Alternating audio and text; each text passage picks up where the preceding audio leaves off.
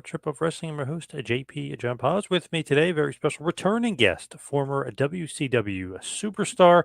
He is, of course, known as Glacier, aka Ray Lloyd. Ray, welcome back. How you doing? Thank you, John. Man, I'm doing great. Man. Thanks for having me on. Hope you're been doing well since the last time we talked. So, Yes, definitely doing very good. And obviously, the Unbreakable Bunch seems to be doing better and better since the last time we talked. Right? It's now yes, streaming everywhere, which is yeah. huge. Yeah, it's we were very fortunate. This has been a long time coming. This whole process from the time we actually started filming the movie until now to where it's out there on streaming has been just that part has been about a 5-year process. We actually started principal photography back in November of 2019. So when I say 5 years, it really is 5 years. And then we shot a lot of principal photography, and then the pandemic hit. And obviously we shut down completely for like a year and a half, 2 years. And it was really, really a challenge to get all of the ensemble cast and, some crew and stuff back together. Eventually we did. And we finished the film. And then we went on the search to find the right distribution partner for the film. And we eventually landed with Gravitas Ventures, they've been around for quite a while. They're a really, really good independent film distribution company. So we're really happy and excited to be linked with them. But yeah, and because of them and the relationships they have in place, we, as of this past Friday, November 1st, we're on pretty much all streaming and cable networks. Streaming wise, of course, Prime Video, iTunes, Apple TV. I had to list them all here before. The Fandango at Home, which is the huge ticket outlet for film goers. Anything with Google Play, anything on YouTube, all the Microsoft devices, Vimeo. So it's all you have to do is really, if you can't find anywhere, just Google the Unbreakable Bunch movie, and that's all of our social media is under that. In fact, our website is theunbreakablebunchmovie.com. It has all the links. There's a highlight reel basically running at the beginning, but you just scroll down a little bit and you'll see all the links to all of our streaming and cable services. You just click on that link; it'll take you right to the site, and you can rent or purchase the film right there. And just a huge props to Robert McLaren, who has been on board with us from the beginning, did all of our website, and continues to do all that as basically just a favor to the project. And Robert has been DDP's web guy for well over a decade. He's a good friend of mine, and I'm really, really happy that I have people like that involved in this project helping us, because I don't know where we'd be without them. But yeah, the unbreakablebunchmovie.com, it's out there streaming. It's on all the cable services as well. As a matter of fact, we just watched it here at my home on Spectrum, which is down in Florida. Spectrum Cable, Comcast, Xfinity, Cox Cable, Dish Satellite. So it's out there all over. So it should be pretty easy to find if you go searching for it. Absolutely. And hey, if it's on Amazon, I mean, that's huge. Huge to be that's huge. That's awesome. Yeah. But we've been very fortunate. Like I said, Gravitas Ventures seems to be a really good partner for us. And so far they're really, really doing a good job with helping us, land on all these platforms that we were really hoping to get on. Seems like streaming is no doubt about it here, but it's like definitely the wave of the future as far as, hey, man, you want to get on streaming. Remember, it used to be like the movie theater. You got to get in the theaters. Now it's like you got to get on streaming. That's like the big totally thing. Flipped. Yeah. And with Gravitas, the partnership we have in place is they basically want to give it a run. And as far as I know, that our initial release is here in the States and Canada. And based on how those numbers do, which obviously we're hoping to do really well, then we'll have the option with them to release more internationally, and also have a theatrical run if that's something they feel like the numbers merit that. So we did back in April do a partnership with Imagine Entertainment Theaters up in the Midwest, the 5 Midwest states, and we did a great weekend release of the film up there. It did really, really well. But we're obviously hoping we can maybe sometime in the future get a little bit more of an extended theatrical run, in a lot more theaters. So we'll see how that plays out here in the coming months. So as soon as I heard it's on streaming, I said that's great, because just obviously theaters is awesome too. I love the old school feel, but for like the newer fans or the newer generation, It's like, man, when is it on streaming? Because there was that really popular, or I guess maybe it wasn't so popular in the movies, but Horizon, the Kevin Costner thing. Oh man, it didn't do that good in the movies, but then once it hit streaming, it was the number one streaming movie for weeks. So it's like, man, this new generation, they love to stream. So it's good. Well, it's like one of our producers who is also involved with Imagine Theaters. He's the one that brokered that deal for us. That was right around the time that the new the Roadhouse movie had come out. And Jake Gyllenhaal, and of course they decided and this is obviously a major studio motion picture, and they decided to completely bypass theaters and went straight to streaming with it, and it did really well. So we're hoping, our audience, as you know, John, our audience is our target audience for this movie is the pro wrestling fan, and obviously the sci-fi fan as well. Fortunately for us, those have a good crossover as far as a lot of wrestling fans are sci-fi fans and vice versa. So we're hoping that those two elements of the film really draw people to it. It's as we talked about the last time I was on and we were talking about, the movie really is. It's just and the feedback we've gotten so far has been exactly what we hoped for, which we made the movie to be one that we made it for people who love professional wrestling. Whether you're in professional wrestling or you're a fan of it, or someone who's a fan of it, hopefully you can recommend the movie to them. But we want to make a movie that really does highlight the what's really good and positive and really fun about professional wrestling. Not only when you see the wrestlers in their atmosphere being in the ring as the fans would see them, but also outside the ring, behind the scenes, so to speak, when they're traveling between the towns and hanging out outside of their their profession. What's that life like? And we show a lot of that in this movie. But we really, it's the main thing we want to do is make a movie where we show the camaraderie, the friendship, the loyalty, and we want to do that in a movie that's a good fun ride. So our movie, it comes in right at like an hour and a half. We wanted to make sure we kind of hit there's certain parameters that we know typical action sci-fi films typically hit.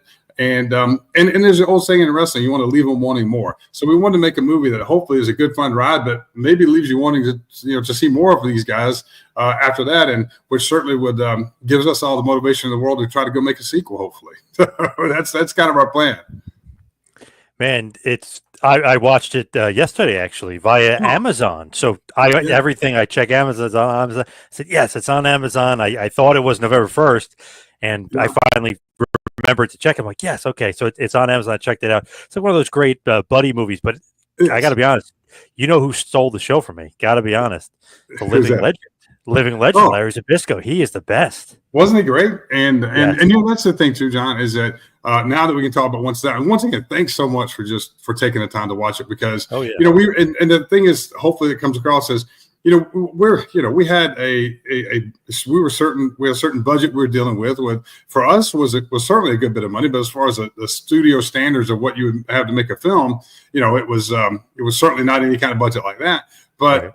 We were both big fans of John Carpenter and his style of filmmaking, and of course the movies from the 80s like They Live and The Thing and stuff like that. And of course Halloween, which everybody knows, but and Escape from New York. A lot of inspiration for our movie came from from They Live and Escape from New York and things like that. But I always say the film, when I describe the film to somebody, I always say it's the Magnificent Seven meets They Live. Those two worlds kind of coming together. But if you imagine the Magnificent Seven being professional wrestlers, but yeah, it's also because of that, and because of the nostalgia we wanted to really kind of tip our hat to in the movie too, is we really the basis of the story is that this young reporter goes to interview this long since retired wrestler who's really old now, and she doesn't really know a lot about pro wrestling, and he's telling her this story of this great wrestling tour he went on years ago. And so that's how you get taken back in time to this story. And so we were really big. We worked really hard to make a story that was kind of a timeless story. So and had a little bit of the 80s feel to it, So that's why, if you notice now, after seeing the movie, like we worked really hard to really not have any modern day, devices in the movie. Like there's no cell phones, there's no flat screen TVs, and that was a challenge to write a story that would somehow fit into that, where people wouldn't say, well, why wouldn't they just get on their cell phone and call for help? Right. And I think that's the one thing that people hopefully, and maybe you can speak to this as someone who's seen the film, is it would have been very easy to make just a very one-dimensional film, pro wrestlers versus aliens, which, the bar of expectations was probably set pretty low for that. But we really challenged ourselves to write a multi-layered story that has, the obvious, which is the wrestling story and the alien presence and how those two worlds combine or clash, at some point in the movie. But we really challenged ourselves to give a lot of depth to the characters. So when they do get in this battle that's outside of their world of pro wrestling with this alien force, that you really care about these guys. And Legend, and all the guys came in and they all just knocked it out of the park as far as, always showed up. Everybody was on time. Everybody knew their lines. Everybody worked really, really, really hard. And a lot of times it was literally 12, 14-hour days, and they were always there. But Legend, I mean, he was, Larry, I mean, he's just watching him around the set and everything. He really it's funny, Luther and I talk about this still now, he was almost like a kind of old school Hollywood movie star walking around, I mean, he carries himself like that. He's still a smoker, and he has this he gets his own cigarettes made from this company, and he has this classic James Bond looking type, signature case where he carries this. I mean, he just looks like somebody who stepped right out of, a classic Hollywood star, and without the attitude or the ego, I mean, everybody was so approachable. We had a great crew, which I can imagine, a lot of these crew, our crew were people that were pulled together by our lead producer, Melissa Gruber, who did an amazing job. But a lot of them, I'm sure, had never worked with pro wrestlers before. So I'm assuming they probably came in thinking, oh, my gosh, this set's going to be out of control. These guys are going to be hanging from the rafters and whatever. And it was exactly the opposite of that. And I think everybody had a really, really good time working very hard to make a film that we're really proud of. But we really wanted to have some of that 80s feel to it, use some practical effects in the sense of, and like I said, a little tip of the hat to the John Carpenter style of filmmaking from that era. Gotta love that. I love that era, that style, if you will. That's just, I know, I guess I grew up on it, so I love that kind of style. I was also surprised with some of because I didn't look at it ahead of time. Who were some of the cameos of wrestling? Right. I don't know if I'm allowed to mention, but there was a bunch of good ones. A couple of shocking ones. Yeah, please. DDP. That was awesome. I was like, wow, for some reason, I was like, I didn't realize DDP was in this. And then Ron Reese, a.k.a. Yete. That was an awesome one. Stan Hansen, that was a great one. Missy Hyatt, right? Missy Hyatt. Yeah. Anna Jay, who obviously was very young at that point. Yep. Yeah, actually, and we filmed, like I said, in late 2019 and into January of 2020, right before the pandemic hit. And so she had come up, she had started training to wrestle, and this was before she had signed with AEW that we filmed that scene. And so, but yeah, she plays a ring announcer in the movie in one of the scenes. So yeah, it's and if you look closely, there's some pretty recognizable faces actually in AEW right now that were actually in the crowd scenes that at the time had not signed with AEW. And I won't spoil that, so we'll leave that for the people to maybe just see if they can pick them out. But I will say that it was a big thing for me and Luther, especially for me. Like, I love, hidden Easter eggs in movies. And so I worked really, really hard to come up with some ideas, and Luther and I together would kind of navigate the ones we thought would work and the ones that wouldn't. And we tried to put those in the film, and I was really happy with how that came out in the end. So I always say to anyone, if you watch the movie, watch it the first time just to hopefully watch it and have fun with it and enjoy it. But maybe go back another time when you get a minute to watch it and look for things that might be, as I say, Easter eggs, things that you might not have caught the first time through. And there's several of them in there. So and they're all designed to honor people who love pro wrestling like we do. And a big part of that story for us that challenge for us was to make the movie that honestly still preserved the magic, the suspension of disbelief of professional wrestling without insulting people's intelligence either. Because, I mean, we are in 2024. We understand that. But my take on it is, if you are a pro wrestling fan, then by now you probably understand what you understand about wrestling, and you're still a fan. So obviously you still like that suspension of disbelief. So we really challenged ourselves to make a story to where we don't we don't expose that magic of professional wrestling. Like, for example, we don't use a bunch of insider terms in the movie because the general audience doesn't know that stuff, and so we didn't want to lose the audience just by putting words in there that maybe only a small percentage of people would know.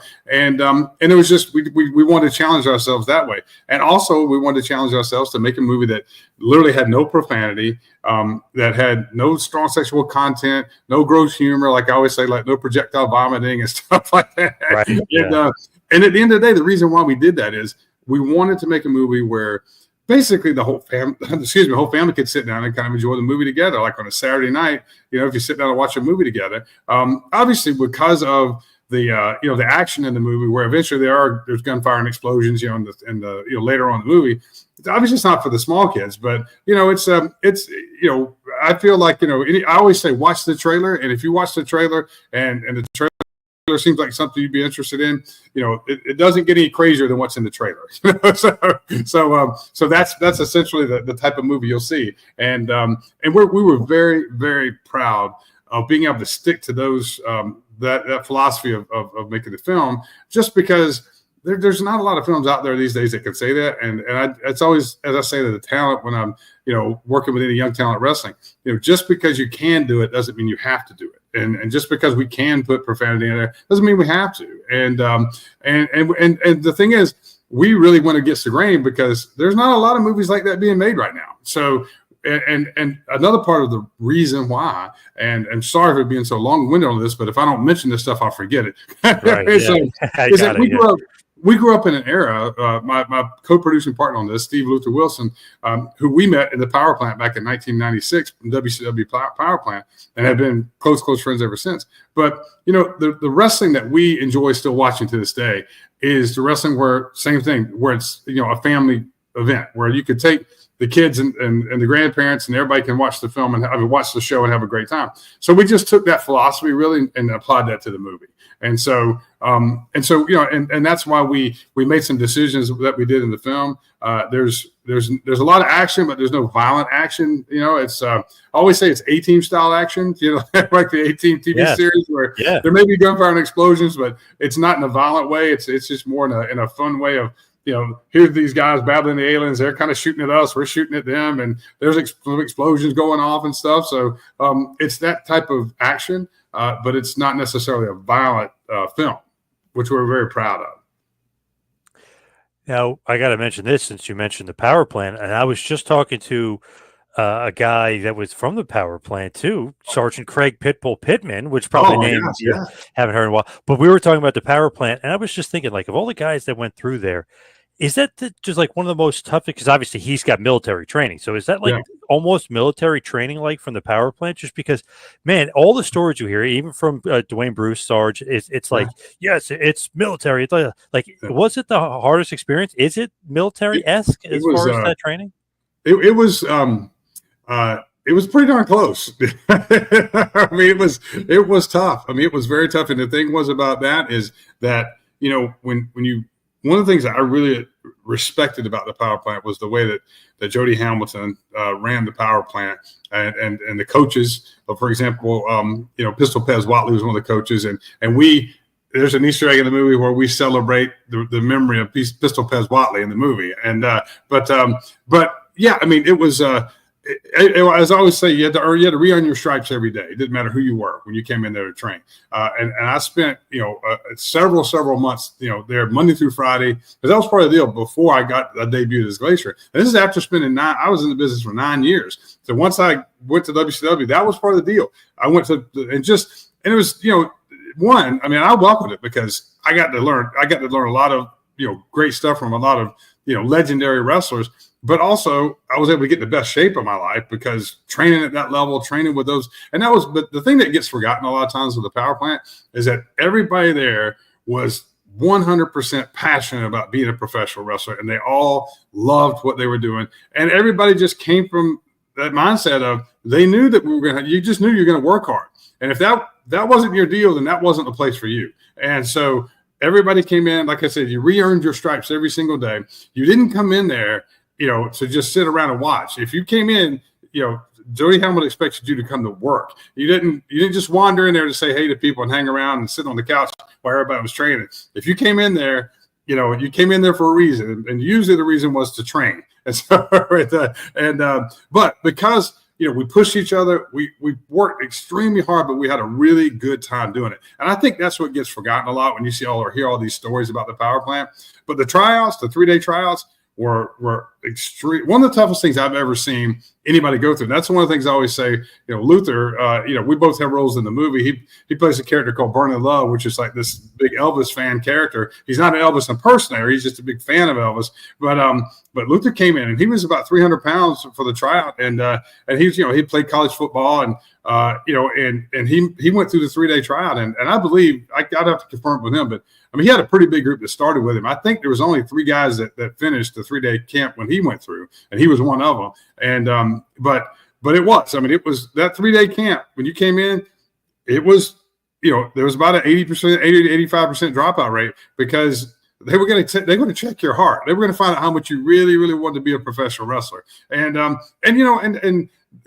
it's not so much like that now, obviously, but during that time, the business was still very, very protected, and you didn't just waltz into the business, especially at that level. And so if you wanted to see if you had what it took, you were going to find out over that 3-day period if you stayed for all 3 days. And once again, if you were invited to stay and train, it was you came in and you jumped in with the rest of us. And that's also what I loved is, Dallas, of course, it's legendary stories of Dallas training at the power plant, but it didn't matter who it was. If you were a current wrestler in WCW and you came in there to work out, you worked hard. I mean, nobody came in there just to walk through stuff and kind of go, oh, I'm just going to walk through this for half an hour, then I'll get out of here. When you came in to work, but it's something that to be an alumni of the WCW Power Plant is something I hold very, very dear to my heart, because once again, I earned my stripes every single time I went in there, and I'm very proud of that. But yeah, we worked hard, but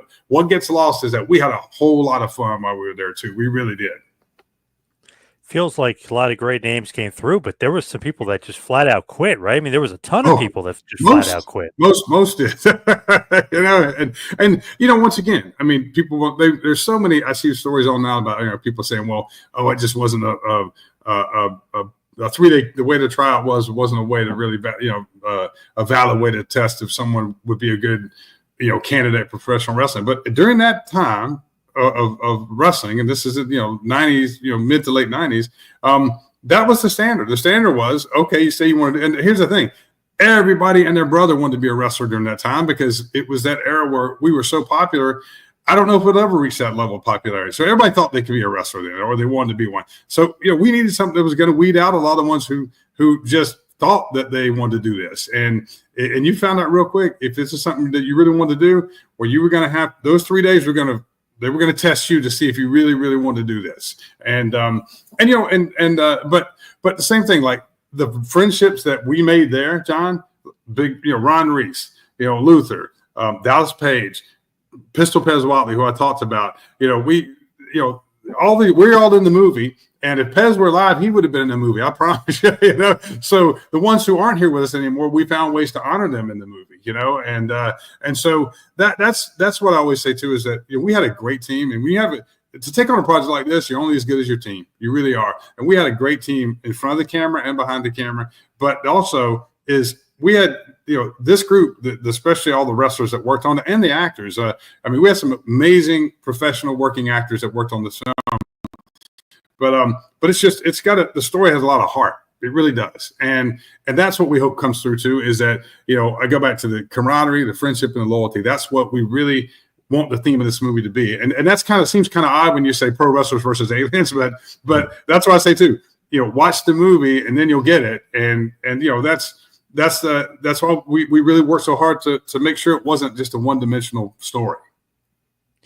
And even Haku, of course, Ming Tonga, if you will. Obviously, he's a big part. It's funny seeing him be like a lovable guy, but then you know the stories, him. Yeah. It's like, man, he could probably take out all these guys by himself. He's such an animal. And we always the thing is, I've been asked so many times, like, why does Tonga have a gun in the movie? And I always say, well, look, guys, nobody knows better than us, what Tonga can and can't do, you know. Right, and we didn't. Hopefully, we didn't disappoint. We certainly showed people that side of Tonga that he's legendary for, just that legendary tough guy and great wrestler, but also the guy that we know.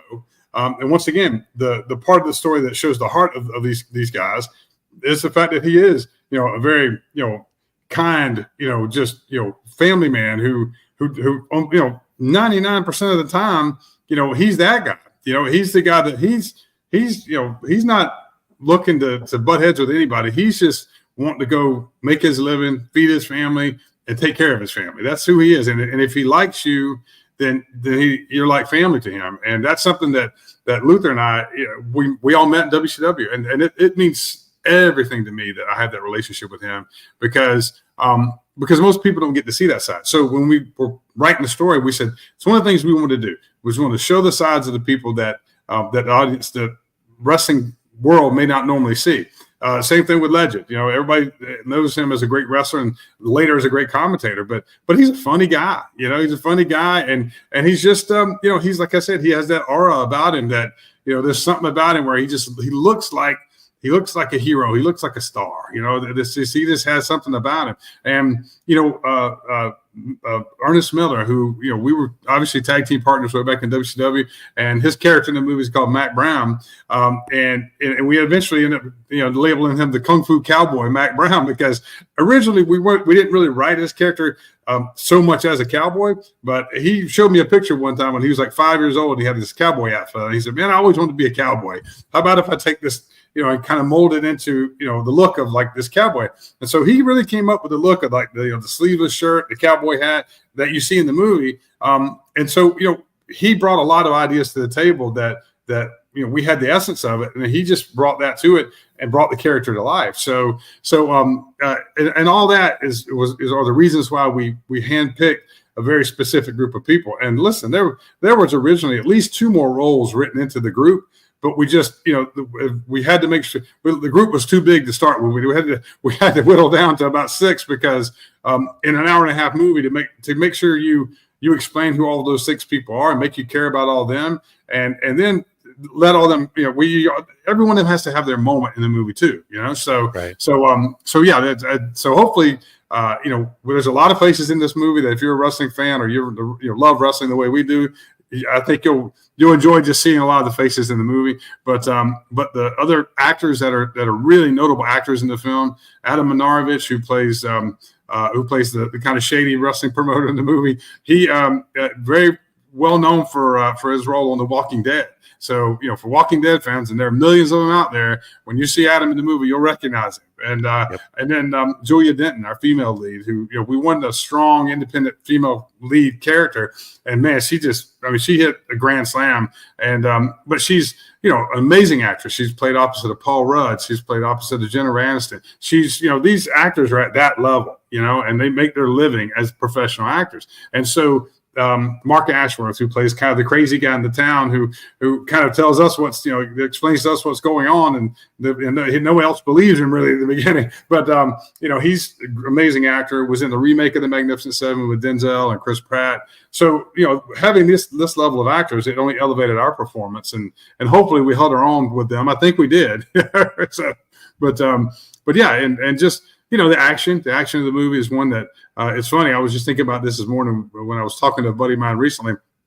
Is, you know, I say it's good fun action, kind of like the Burt Reynolds films used to be, you know, like Smokey and the Bandit and Hooper and those movies. And Luther and I are big fans of Burt Reynolds because we both got a chance to meet him and kind of study under him some.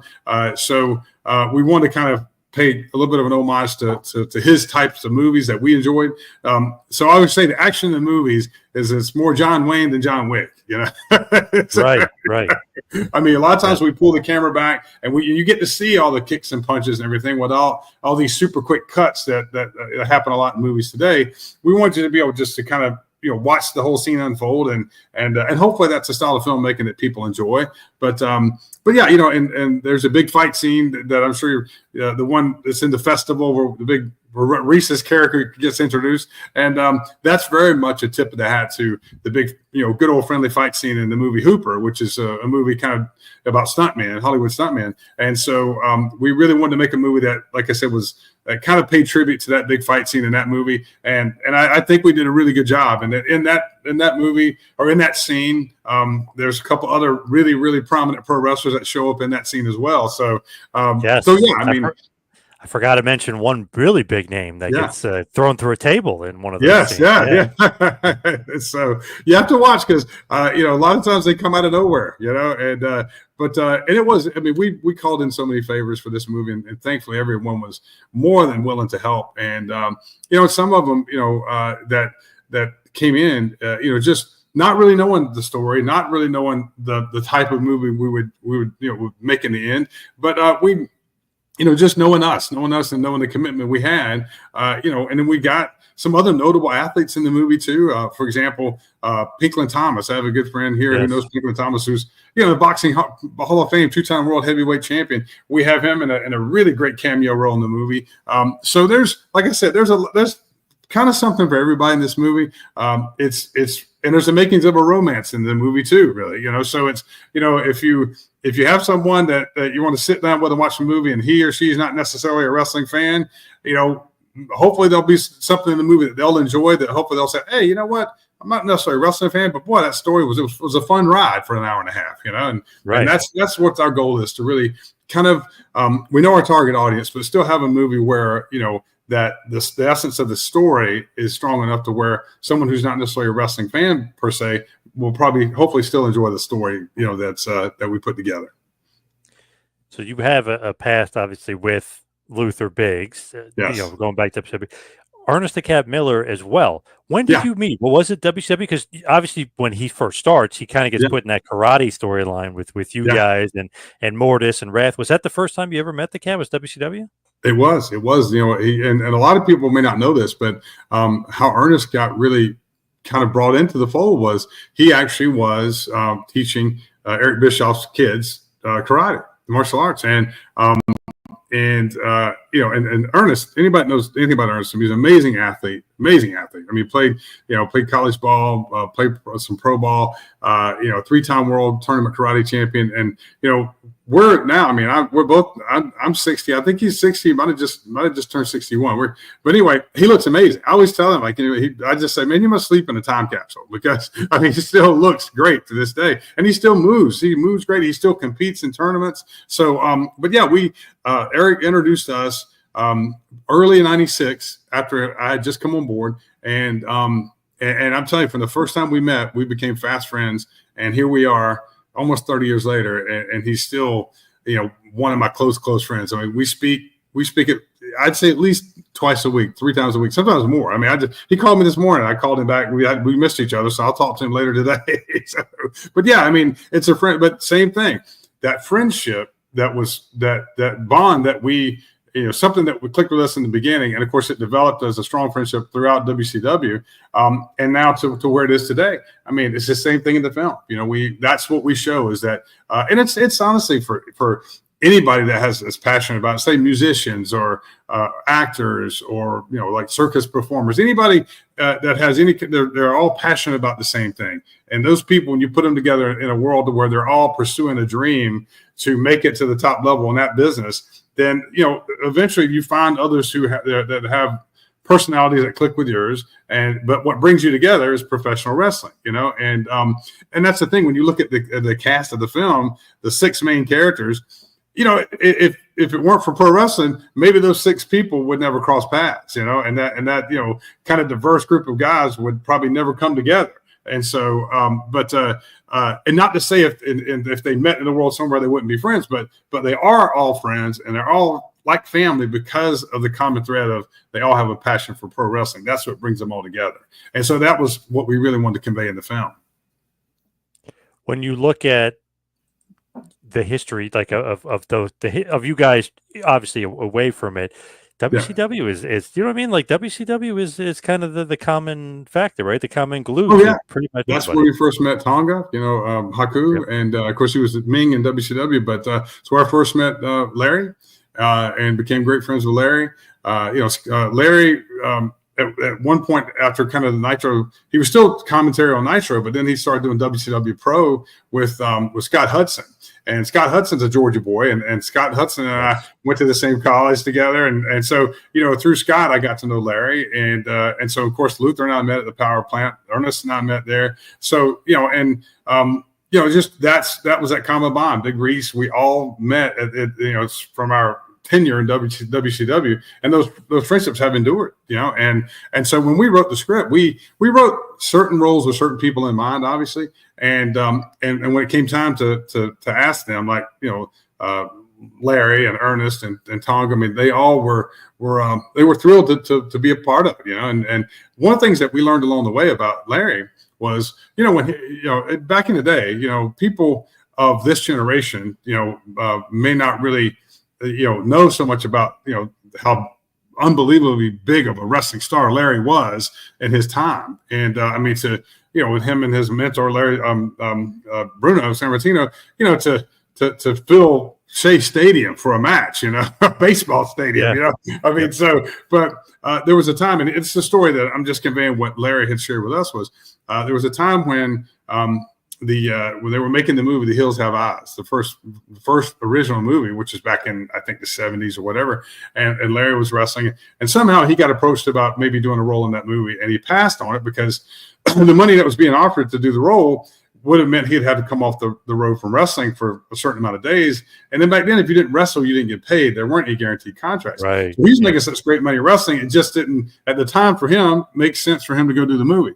And as he would explain to us, it's that he really, really regretted that because he wanted to do more movies eventually once he kind of got past his active wrestling career, and he felt like that door, if he would have gone through that door, an opportunity when it was there, it might have opened other doors for him to do stuff later. So he was really driven to do this movie and hopes that it might lead to some other movie roles for him because he really does have a passion for performing. He's really good at it.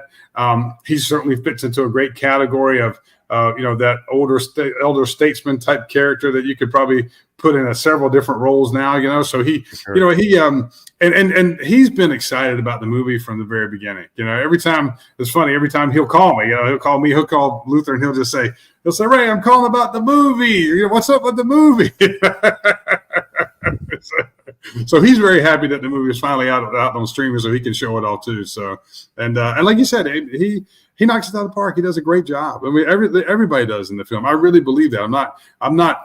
I'm certainly trying to sell everybody on seeing the movie, but I think that, and maybe you can speak to this, John, but I know we worked really, really hard for the wrestlers to their level of acting to be something that was a really respectable level of acting in the film. And in your opinion, do you feel like we hit the mark on that?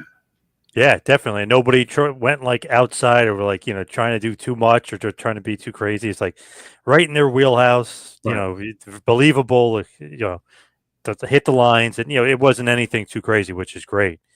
Thank you. And that's what we're going for. Just very authentic characters. And obviously they're some of them were kind of semi autobiographical a little bit, but that's what makes it fun because they know that role. And honestly, I think we really put a lot of thought into each character, and so there's certain things that we left the characters to have the characteristics that they kind of have in real life. We felt like the wrestling fans would embrace that because it would be familiar to them, but we did want to make the characters somewhat different, so that you get a special surprise. And, Ernest, as far as I know, Ernest never wore a cowboy hat, in any of his wrestling career, but he does in this movie. And, and one of the funny things too, that it kind of became a point to where we realized that at some point when all the action was going on with Ernest's characters, that his hat had never come off, and so at one point we were like, you know what? Then let's just run with that. We'll make sure his hat never comes off anytime during the movie, no matter what kind of action scene he's in, no matter how much he's fighting. And so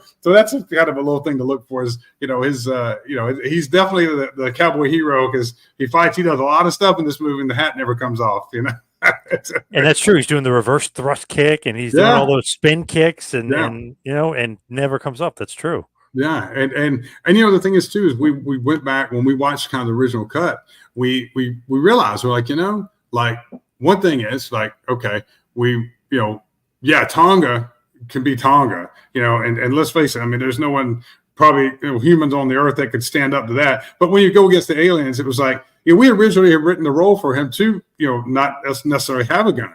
But even he came to us and he was like, hey guys, like, we're fighting aliens. Like, there comes a point where I think it makes sense for me to have a gun. Why wouldn't I have a gun if all of you guys have a gun? And we're like, well, yeah, that makes sense. And I found out that growing up on the island when he was a kid, he watched, a lot of Westerns and he loved the Westerns. So this movie is kind of our version of a Western. It really is. Like I said, it's our version of the Magnificent Seven, but it meets They Live with a little sci-fi. So, there was a time when he was just like, hey, like I really want to be able to fire the pistols, And so, yep. And have fun with that, And so, so we said, okay, well that makes sense. We were guilty sometimes of overthinking, things, and then you go back and that's the beauty of collaboration. We asked for their input and they gave us honest input. And when we went to looked at the original first cut,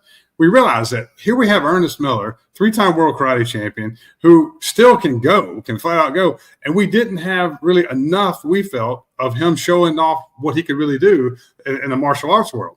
So we went back and we actually, wrote in another scene where, and it's not giving anything away, but I'm sure you'll remember the scene where he, has the big fight with him and Luther battle the 4 aliens. There's a scene, and let's just say it's 2 against 4, but but Ernest is he does the bulk of the work on that. But it really shows off his martial arts skill, and we felt like we needed a scene that we needed more of him doing that. And then there was another scene where there's the big kind of big alien where he has a fight scene with as well. And so and trust me, I'm not giving any of the story away by those little tidbits, but hopefully it piques your interest to want to go see the movie. But yeah, things like that. We said, okay, like we're not showing enough of what his strength is, which is the world knows him for is his martial arts ability. So we went back and wrote some of that in, and just.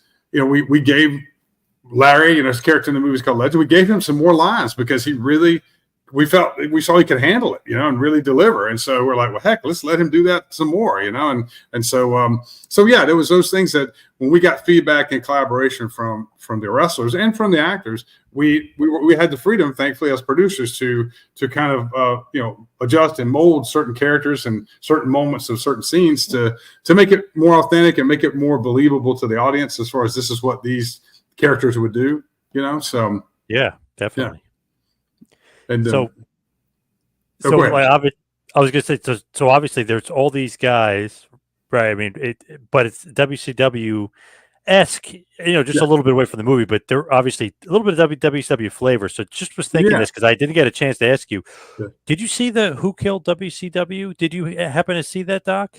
I did. As a matter of fact, it was rerunning the other day, and I watched a little bit of a couple of the episodes. And you know what? It's very interesting. I will say. I mean, it's funny how over time, you just forget a lot, of things. And then there's a lot of stuff I learned. There's a lot of the Time Warner stuff. AOL was the Time Warner stuff that they AOL Time Warner, if I can even say it right, is.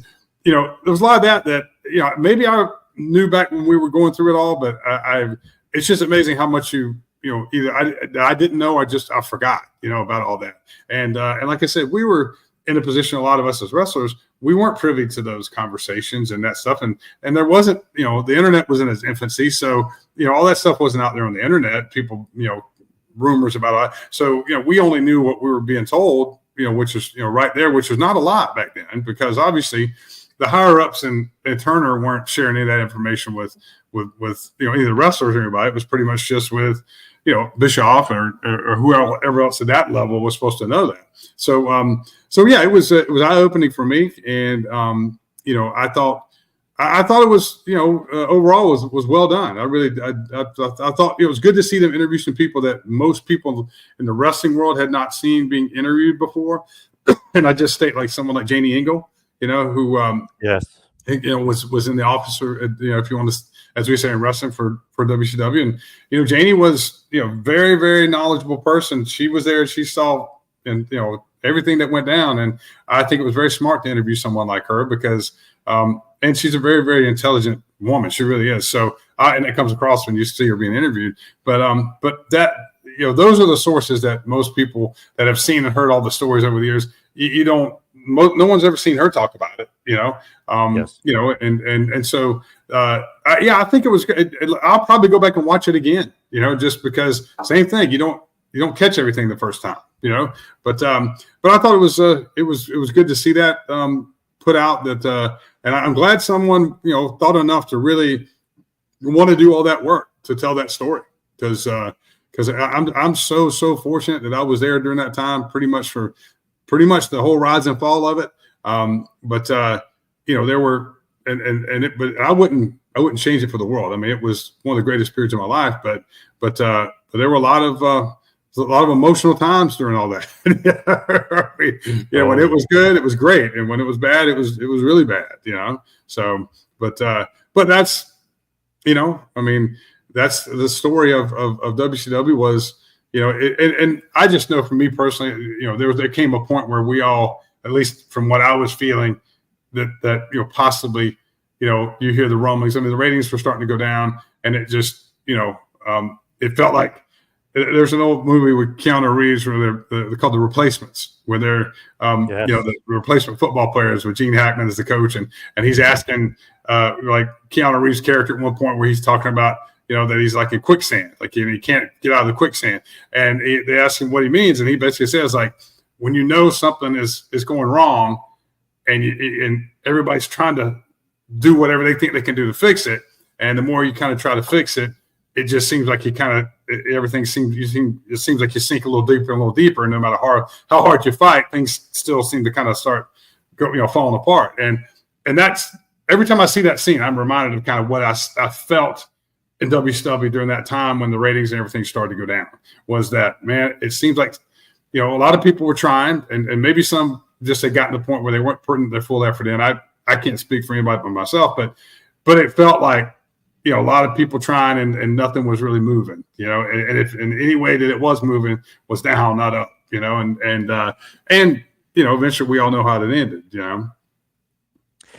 Who do you blame? Do you blame Brad Siegel and the corporate guys? I mean, that sale is pretty shady if you really think about it, right. Really dig deep. So who do you blame? Do you blame the corporate? Some people blame Bischoff of all people. So you know what? Honestly, John, I and I don't say this to kind of sidestep the question, but I just think it was, there's no one person you can blame. There were a lot of people at a lot of levels. I mean, I was obviously more on the talent level. And, I know that a lot of, but even when you love something like we all loved it, there's still times when it kind of beats you down emotionally and physically. And you're trying, like I said, you're trying and you feel like you're giving your best when you show up. But man, I mean, you just, it takes a toll on you. And so, I feel like, as a talent, there were, I think, obviously kind of peaks and valleys with the talent where some people were maybe throwing their hands up and saying, I don't know what more we can do, or maybe I'm just not willing to do much more. I'm just going to show up and do what I'm paid to do. Sorry about that. And but obviously, above at the corporate level, seeing a lot of the people talk about the decisions that were made. And it's funny you mentioned that deal. That was one of the parts I just happened to watch again the other day, and I forgot. Even watching it a couple of months ago, I'm like all right, like. I mean, these guys don't even really deny it, Yeah. So shady. It really was, yeah. And so I just feel like there's really not any one person you can point the finger at. There's a lot of people that I feel like the blame falls on a lot of people across the board. And that's just. But I think it did seem to be a point where a lot of people just, I don't want to say stop caring, but maybe not caring as much as they had at some point. And when you get enough people kind of starting to feel that way, morale goes down. And same thing, because when we were there with the shows, even when the ratings were going down, I mean, I know everyone that I knew in wrestling, everyone was going out there and they were trying their hardest. I mean, that's because it's still a competition. When we go out there, if you're a competitor, and at that level, if you're at that level, especially during that time, then you're freaking competitor. We didn't have anybody there who was just that wasn't a competitor. Everybody was. So everybody wanted to still go out and they wanted to have that match that the people were talking about on the ride home. So, as far as us going out and working hard in the ring, I felt like everybody was doing that. But it was a lot of, the angles that I still like to call it, people call it storylines a lot today, and just a lot of stuff that was starting to be put out there. I think it turned a lot of people off, and I will say this, I was not a fan of the Attitude Era overall, because it's why we went back and made the movie we made, we made a very clean movie, because I feel like wrestling can be clean and be very entertaining. And if you have all that other stuff, you can just, and I'm saying for us and WWF or WWE, for everyone, but there was a time when my two nieces and my nephew were younger, when I was in WCW, and my brother would have to tape the show or tape the show and then only show them my match because the show was starting to get so raunchy. And I hated that. I hated that it was going that way, because I didn't feel like it had to. And there's people, and that's just my opinion. People can disagree with that all they want, but I just go back to look what happened. Look what happened with the ratings.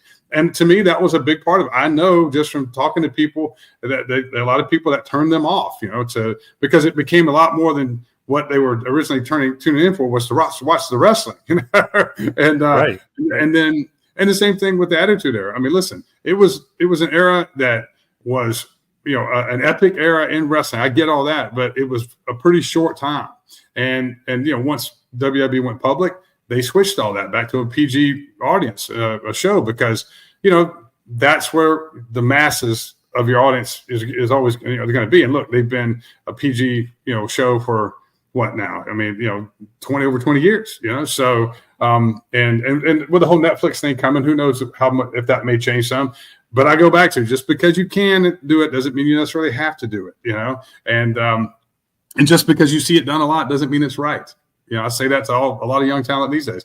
And like I said, so I can't tell you how bound and determined Luther and I were to make a movie that was a good, clean movie, because we didn't want to be guilty of those shortcuts. Like I think wrestling took during that time, and both parts, across the board, that I just don't think you need to do that. And I think it was we wanted to prove that you could make a good movie and not lean on that stuff. And so that's a big reason why. And let me, I'm going to ask you one question and yes. Straight up honest answer. Yes. After you watched the movie, did you notice really at all that there wasn't really no profanity in the movie? Did that jump out at you at all? Or was that, because I mean, the story itself was hopefully put out in a way where we didn't lean on that, Yeah. You know what? I didn't even notice, to be honest. I was just watching it, just for pure entertainment. I wasn't even thinking about stuff like that. I was just watching the movie. But now that you said that, yeah, now it makes sense. Yeah.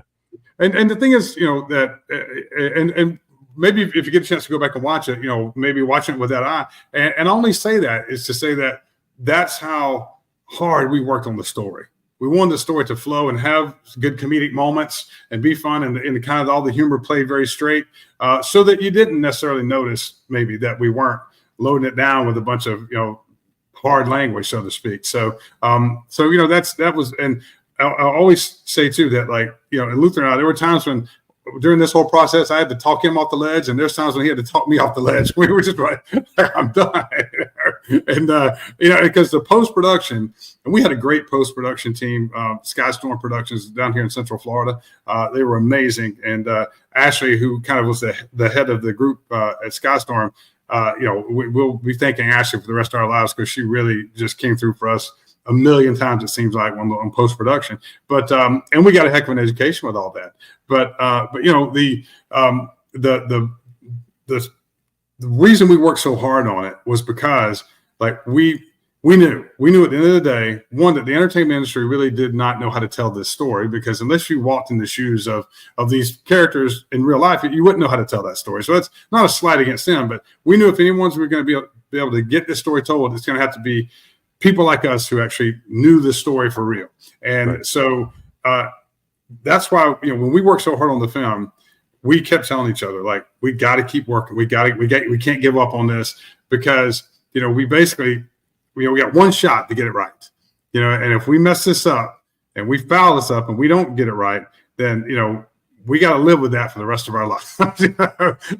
And now that we've got it out there and we're proud of this movie, I really hope it endures for a long time. I hope it entertains people that love wrestling the way we do for a long time.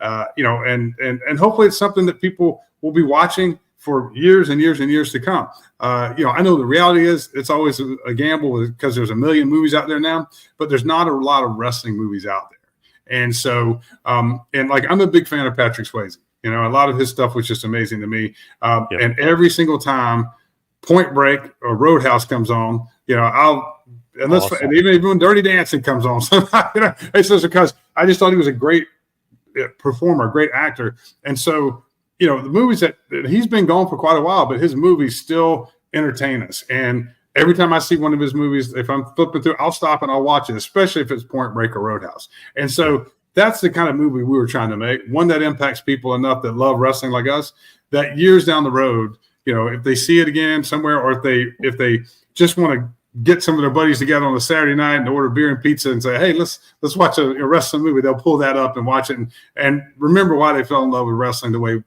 which is why we made it, because we fell in love with it and we're still in love with wrestling. So there were it was a very personal movie for us. So we encourage everybody to go out and either rent it or purchase it.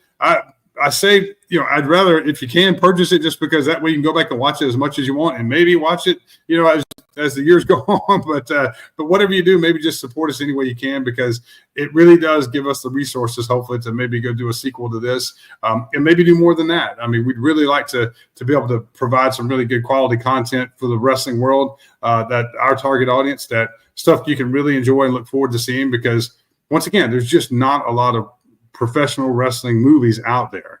And the ones that are out there, even though there's some good ones, they typically show the dark side of wrestling, or they poke fun at it. There's not really a lot of movies that really celebrate, why we all love wrestling, and so that's what we feel like this movie does. As we wind it down, head towards the finish, where can everybody find it, streaming and otherwise? Just mention that again. So sure, absolutely. The easiest place to go if you want to get all the information is just our website, which is I'm about to say pro wrestling, but it's the unbreakablebunchmovie.com. So it's a little long title. It's the unbreakablebunchmovie.com. And you can search the Unbreakable Bunch movie for all our social media, for our YouTube, our Facebook, our Twitter, Instagram, all that. But if you go to the website, there are all the links posted right there, the logos of each a streaming or cable, and you can just click on the logo and it'll take you right to the link to where you can rent it or purchase it. But yeah, the unbreakablebunchmovie.com, that's our website, and you can get all the information there. You can see the trailer, you can see the cast. There's a highlight reel that runs at the top that kind of gives you an idea of some of the really cool dynamic scenes in the movie. So yeah, just check us out on all the social media. If you need to, just Google the Unbreakable Bunch movie or just the Unbreakable Bunch. And where can everybody find you, social media and otherwise? Yeah, I'm typically on, even though I have Instagram and Twitter, I'm typically on Facebook because I'm old, Yes. But so on Facebook, it's just Ray Lloyd. I mean, I've got my fan page, Glacier Ray Lloyd, but I'm typically on my personal page, and I'm just so glad that they made it where you can, if you're not, quote unquote friends with someone, you can still follow them now. And so I post pretty much all of my stuff on that. So yeah, and I'm trying hard to get more and more of a presence on social media, so I can mainly keep up with the younger generation. But just know that as far as the film goes, we certainly hope everybody gives it a chance and gets a chance to watch it. And if you do watch it, we certainly hope that you find it entertaining, and just know that we made this movie for everybody that loves wrestling the way we do. So just know that's what kept us going, is to make a movie that we knew when people would watch that love pro wrestling, that it would be a real fun ride for them for an hour and a half. And hopefully that's the case when you sit down to watch it. Awesome. Check out the Unbreakable Bunch. Ray Glacier Lloyd, thank you so much for all the time. Really appreciate it. John, thanks as always, man, for having me on. You're always so good to me and bringing me on to promote everything. I really appreciate it.